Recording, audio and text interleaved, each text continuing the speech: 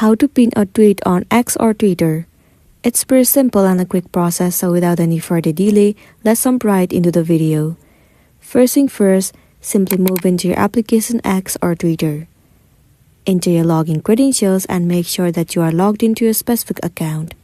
Once you have been logged in, it will land you on this page. Now, what you need to do is click on your profile icon at the top left corner. Head over to Profile.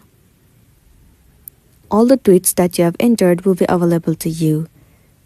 Now head over to the tweet that you want to pin.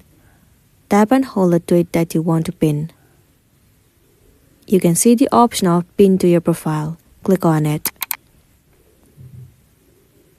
And once again click on Pin. There you go, this tweet has been pinned successfully. Now if you want to unpin, click on this three dot icon and then click on Unpin from Profile. After that, the tweet will be unpinned. So that's the end of the video. If this video helped you, give it a like and check out our next tutorial. Thank you.